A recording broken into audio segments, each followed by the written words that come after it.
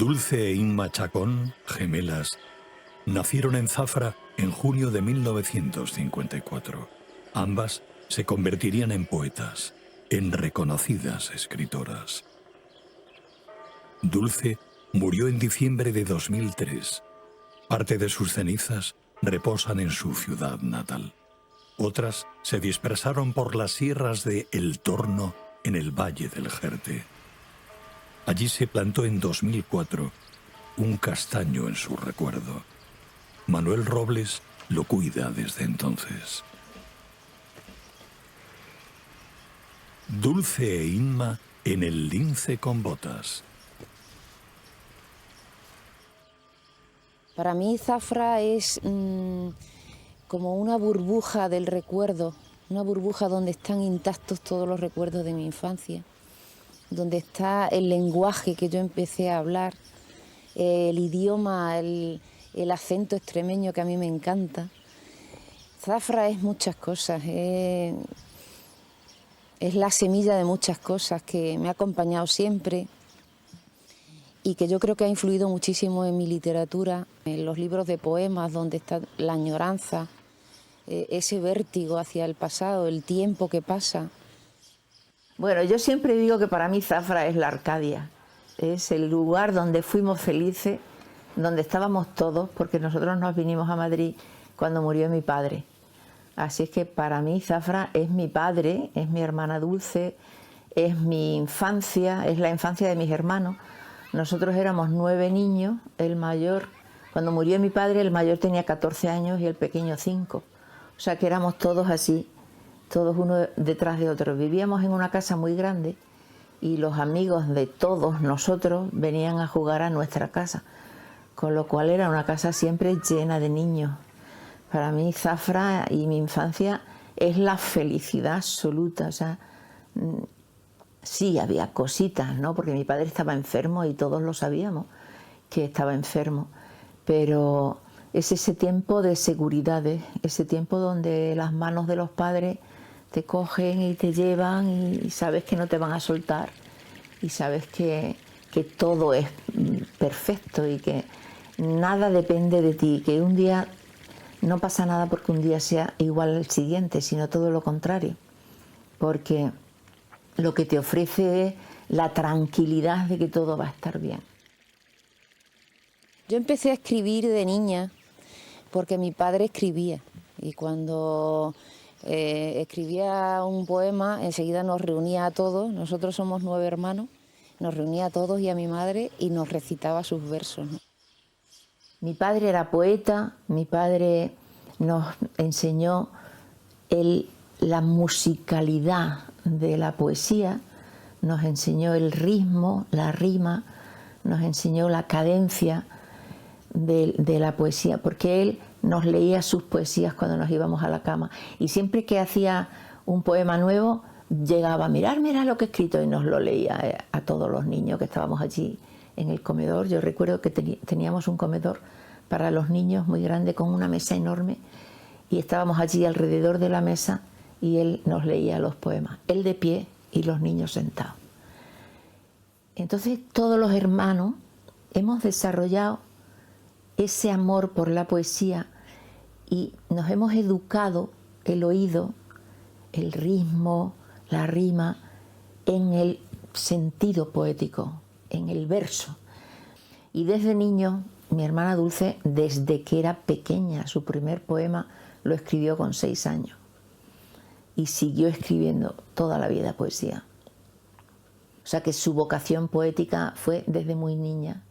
Yo no, mi vocación, sí que escribía poesía también como ella, pero yo no se las enseñaba a nadie y además no las guardaba. Mi hermana Dulce guardaba todos los poemas, todo lo que escribía lo guardaba desde que era pequeña y yo sin embargo lo tiraba. Entonces, ¿por qué? Porque yo no tenía esa vocación. Ella siempre quiso ser escritora, yo no.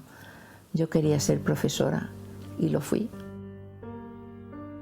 Aquella emoción que él sentía, aquella pasión con la que leía, yo creo que me contagió de la pasión por la literatura, por el lenguaje, por la poesía. Y empecé escribiendo poesía. De hecho, los primeros libros son de poemas, querrán ponerle nombre. Y fundamentalmente yo pienso que es lo que te he dicho antes, la nostalgia, el vértigo, la pérdida, porque nosotros vivimos desde siempre con la amenaza de la muerte de mi padre, que estaba enfermo, y íbamos aquí al Rosario a pedirle al Cristo que curara a mi padre, todos, ¿no? Y esa amenaza de la pérdida, que al final fue cierta, que lo perdimos para siempre, influyó mucho en mi manera de escribir. Para mí la muerte tiene mucho significado, no solamente en la tristeza de la muerte, sino en el romanticismo que lleva la palabra muerte en cuanto a la belleza de lo siniestro, el lado oscuro de la luz. Todo eso tiene mucho que ver en mi poesía. Cuando Dulce murió, yo me quedé muy desconcertada, aparte de muy herida y muy dañada y con muchísimo dolor. Lo que tenía también era mucho desconcierto, porque la muerte de Dulce fue casi se puede decir que fue de repente, casi se puede decir, es que duró 27 días. Desde que supimos que estaba enferma hasta que se murió, pasaron 27 días. Entonces a mí yo me quedé, lo cuento mucho como esos muñecos animados que les dan un golpe y se quedan así, haciendo así, ¿no? Hasta que se quedan en su sitio. Pues esa es la sensación que yo tenía de desconcierto.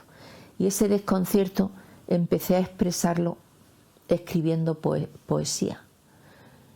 Pero las que escribía en el ordenador. Y en el ordenador se quedan. Ya no las tiraba porque se quedaban ahí. Y empecé a escribir y a escribir y a escribir, y de pronto me di cuenta de que tenía pues 70 y tantas poesías escritas.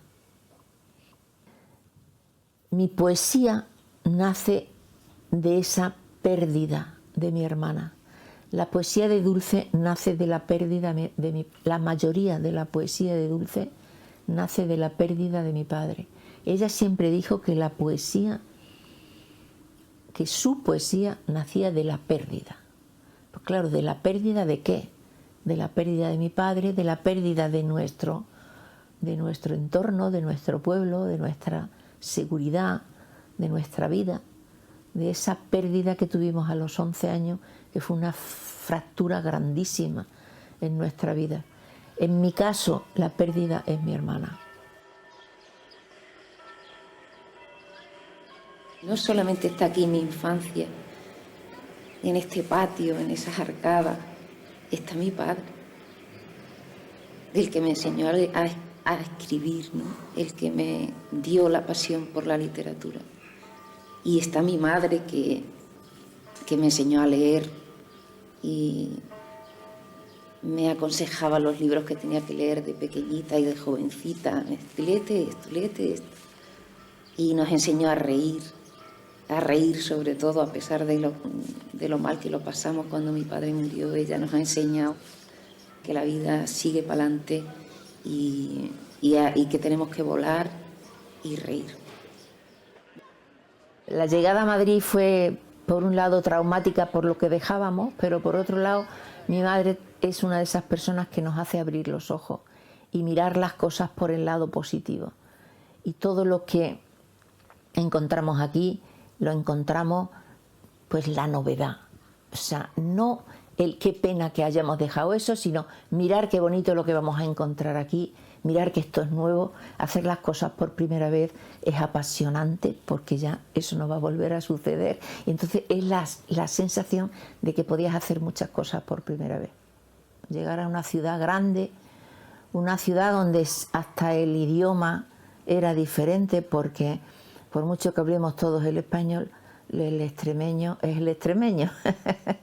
Y claro, a mí ahora se me ha ido mucho el extremeño, pero cuando llegamos aquí, por ejemplo, en el edificio donde vivíamos, que había muchos niños, y enseguida nos hicimos, porque eran también muchas familias numerosas, y enseguida nos hicimos amigos, porque eso es lo bonito de Madrid, que enseguida te acoge.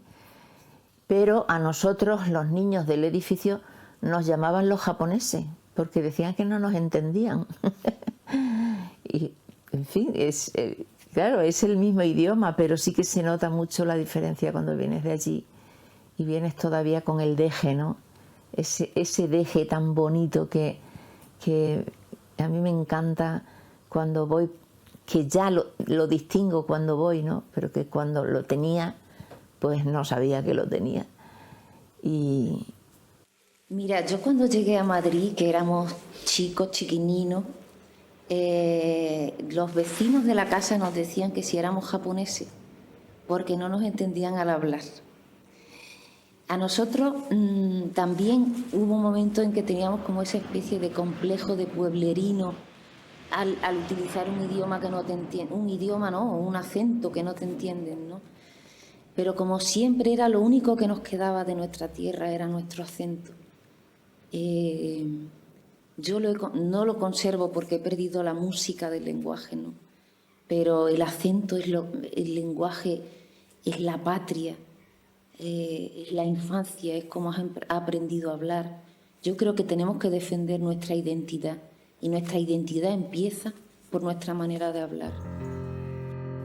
Fue un impacto grandísimo en el sentido del lenguaje, ese desarraigo que no es solamente físico, sino que es también cultural, porque la lengua es la cultura, o la lengua es a través de la cual manifestamos gran parte de la cultura. Y es una diferencia, era una diferencia tremenda la que encontramos aquí.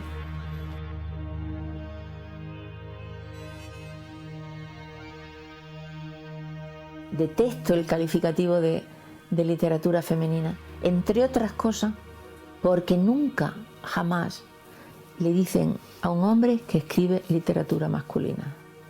¿A quién le dicen que escribe literatura femenina? A las mujeres. Jamás le dijeron a Flaubert, ni le preguntaron si escribía literatura femenina, o a Pérez Galdós, o yo qué sé, a Tolstoy, y que han escrito verdaderas historias femeninas. ¿Es eso literatura femenina?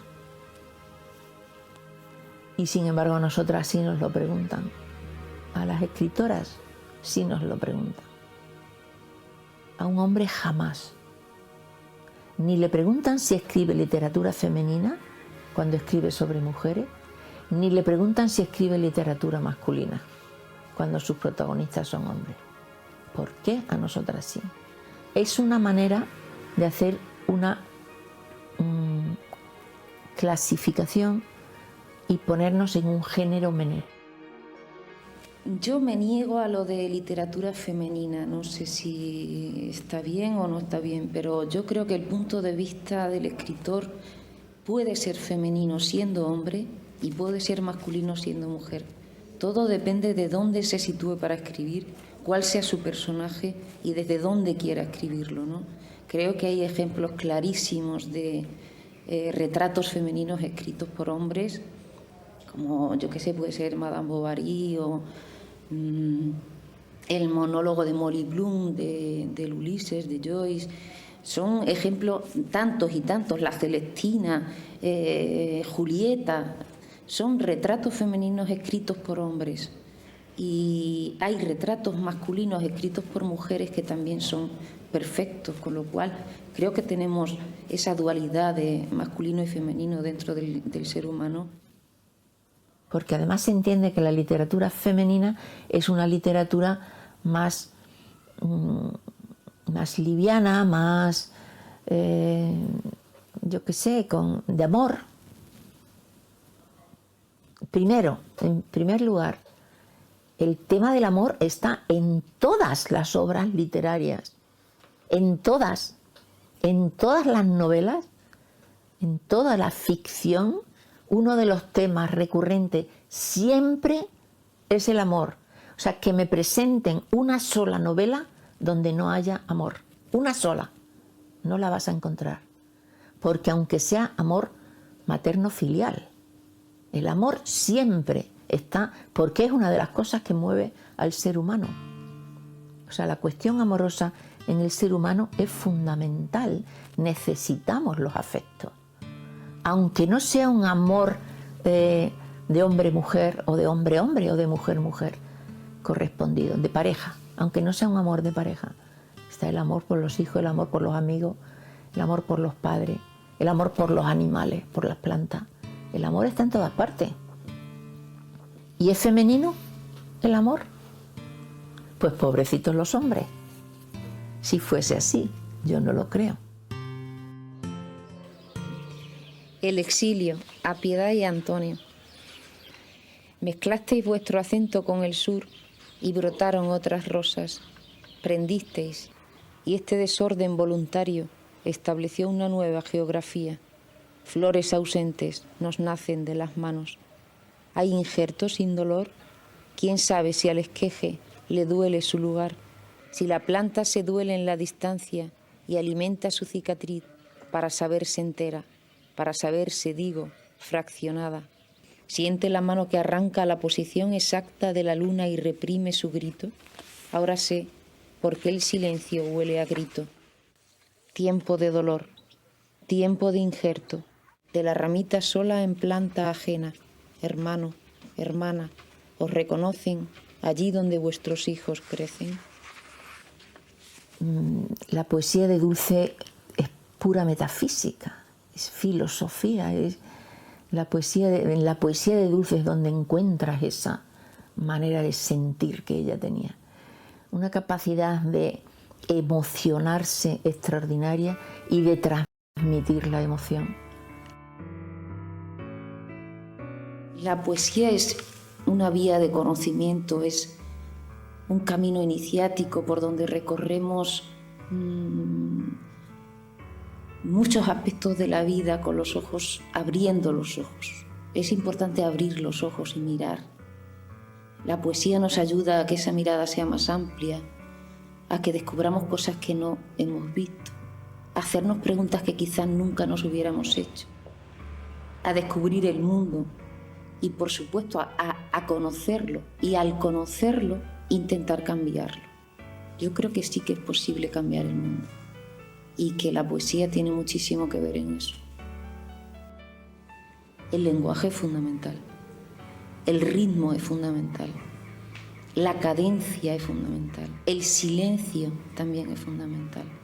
La poesía se construye con palabras y con hueco entre las palabras. Y de hecho un poema no está escrito a la línea, son versos.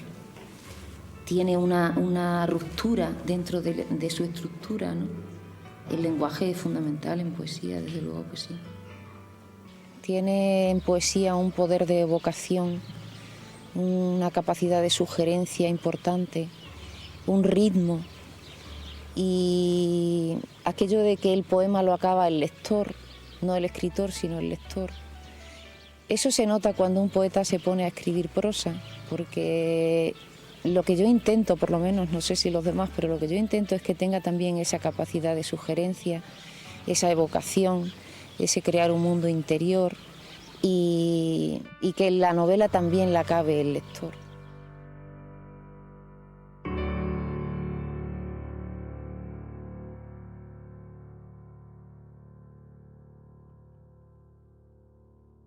Creo que necesito hacer justicia con algunas cosas que le pasaron a mi hermana. Y ha llegado el momento, ya me he jubilado, ya soy mayor y ya me siento en esa etapa en la que dicen los mayores, yo ahora ya puedo hablar lo que me da la gana, ya no tengo que tener cuidado con nada ni con nadie y voy a hablar sin pelos en la lengua. Los poetas le hicieron mucho daño a Dulce. Porque los poetas, y cuando digo los poetas, todos los poetas que estaban en esa situación van a saber quiénes fueron. Yo lo sé, pero no los voy a citar. Pero sí sé quiénes fueron. Y le hicieron mucho daño a mi hermana. Cuando empezó a escribir narrativa, la abandonaron. A mí eso me parece que le hicieron un daño gratuito. Porque Dulce es una extraordinaria poeta. Dulce no está en ninguna antología. No hay ninguna antología poética en la que esté ella. Y sin embargo, es una de las voces poéticas más sinceras y más profundas de nuestra narrativa. Se la ha reconocido como novelista y sin embargo como poeta, ahí está. Y ella se consideraba poeta. Así es que me parece que es de justicia decir que hay que reivindicar el nombre de Dulce Chacón como poeta y volver otra vez a la poesía de Dulce y descubrir la poesía de Dulce, porque es una poesía extraordinaria. Era una mujer muy magnética, llamaba la atención allá donde fuera porque tenía una capacidad extraordinaria para empatizar con el otro y con el otro enseguida empatizaba con ella. Y allá donde fuera ella llamaba la atención. En mi casa la llamábamos la reinona porque además de llamar la atención, ella se sentía muy a gusto en ese rol. Yo, sin embargo, no. Yo era mucho más tímida y yo me siento más a gusto en grupos pequeños que en grupos grandes. Dulce en un grupo grande destacaba. Era una persona que destacaba.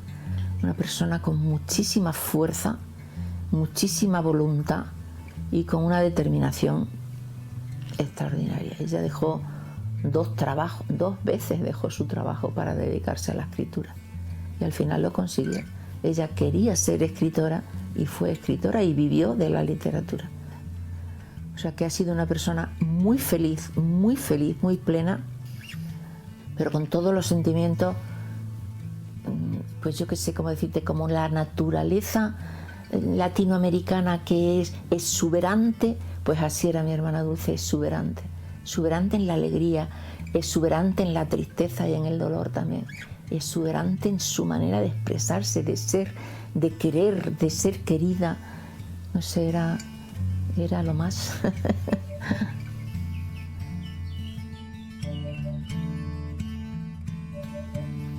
Yo creo que soy una persona paciente. Me gusta mucho la virtud de la paciencia y la desarrollo, o por lo menos intento desarrollarla. Creo que tengo ya algo de mi manera de ser que me facilita mucho tener esa cualidad. Yo creo que es una cualidad, es una virtud y creo que yo lo soy, creo que soy bastante paciente y a mí me gusta mucho aprender del otro, aprender de la vida, aprender de las cosas. O sea que soy una constante o continua y paciente aprendiz.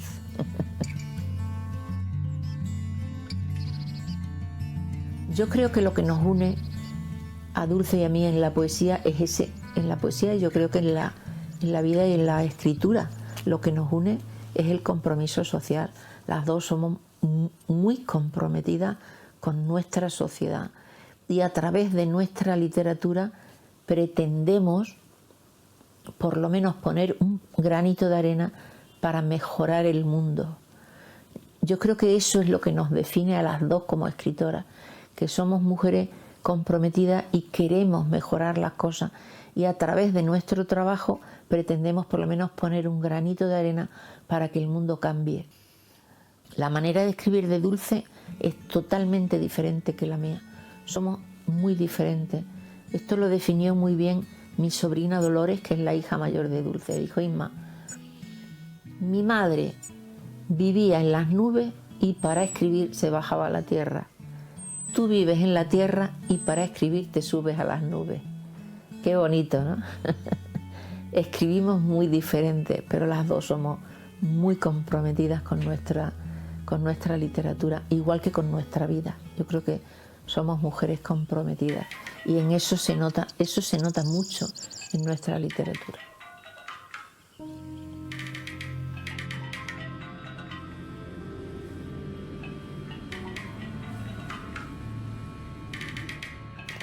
Si la mirada del águila no fuera más que una mirada, su vuelo dejaría de ser el abrazo imponente de los cielos.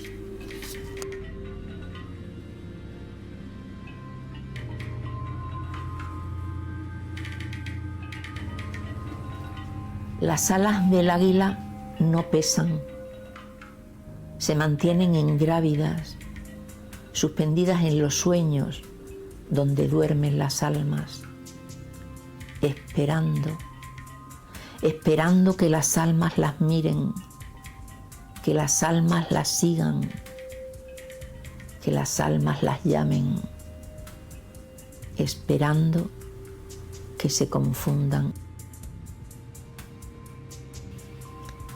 El águila sabe que no vuela en solitario, sabe que desde el suelo la miran, expectantes nuestros ojos. No sé si sabéis que una parte de las cenizas de mi hermana Dulce están allí, ¿no?, en el Jerte. Y entonces para mí es un sitio muy emblemático, porque además siempre que voy aparece un águila. Y como ella siempre hablaba del vuelo, para mí esas águilas siempre son mi hermana Dulce que me mira. A mí me reconfortan mucho con la sensación de que ella no está sola allí, en ese sitio tan bonito, pero por otro lado tan solitario, en el que está en el Torno, ¿no? En el año 2001 se hizo un homenaje a los republicanos de toda España y tocó en este pueblo. Y entonces Dulce Chacón vino como escritora para terminar el libro de La voz dormida, ¿eh? Y aquí nos encontramos. Pues se terminó la jornada de Herti y fuimos a cenar a la Anchilla, al huerto. Pues allí yo le dejé varias historias que escribo. Y ella me dijo, sigue escribiendo, sigue escribiendo. Cuando estuvimos al homenaje el día 20 de enero de 2003, o sea, de 2004 fue, hay un grupo de amigos aquí del Torno, y entonces después que pasó todo el homenaje pasamos a los amigos a darle el pésame a la familia. Y nos dijo la familia que había quedado dicho ella, antes de morir, que parte de sus cenizas se echaran en esta sierra y que sembraran un castaño en nombre suyo. Y aquí está el castaño. Luego el día 7 de marzo aproximadamente, que ya fijamente no sé, pues vino la familia y le sembramos. Y aquí está el castaño ya criado. Tengo el capricho de coger varias castañas y hacerlas un cantero para que nazcan los castaños. Y yo tengo allí, lo que pasa es que este año con eso de movimiento de la epidemia, pues no he podido dar a las personas, a la familia, ¿ves? Los tengo allí de simiente, en un cantero, y cuando venga el invierno, si hay una persona de su familia o amistad que tiene un huerto, un jardín, se lleva el castaño y es uno más, ¿eh? Pues es que tiene que ser del castaño, si no puede coger de otro castaño cualquiera, no tiene que ser del castaño este.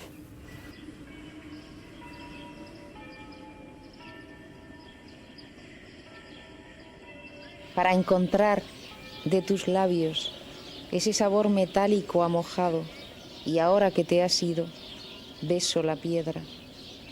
Porque me arrebata tu boca tantas veces, beso la piedra que te nombra, beso la tierra.